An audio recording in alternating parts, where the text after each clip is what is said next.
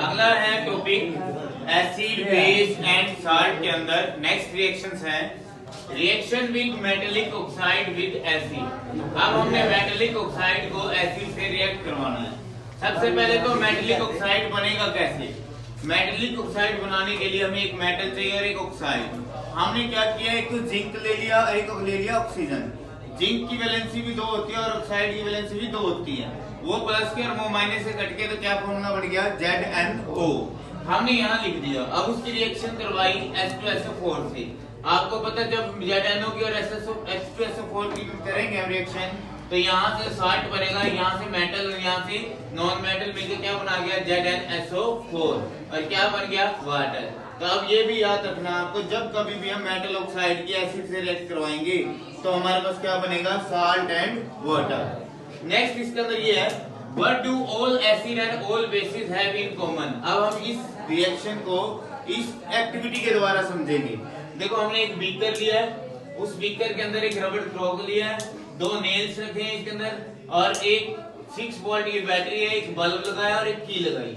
सबसे पहले मैंने इस के बीकर के अंदर यहाँ पे डाल दिया थोड़ा वाटर डालने के बाद पहले डाला ग्लूकोज सोल्यूशन डालने के बाद देखा कि क्या ये लाइट ग्लो करी, नहीं करी।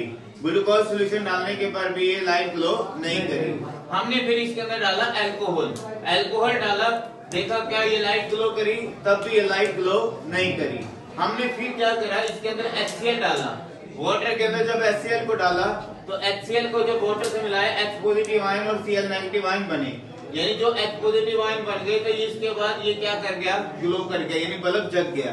अब फिर हमने H2SO4 डाला इसके अंदर, H2SO4 डालने पर फिर इसके अंदर वाटर डाला तो ये तब भी जग गया, क्योंकि इसके अंदर क्या बने, H पॉजिटिव आयन। ऐसा क्यों हुआ? देखो ग्लूकोज और जब हमने अल्कोहल को पानी के साथ मिलाया था तब हमारे पास OH नेगेटिव आयंस बने थे। OH नेगेटिव आयंस बनने का कारण है कि उसमें क्या था, बेस था।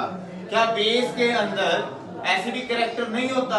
होता है, लेकिन कम मात्रा में। कैसा होता है, कम मात्रा में। क्या एसिड के अंदर बेसिक कैरेक्टर नहीं होता? होता है, लेकिन कम मात्रा में।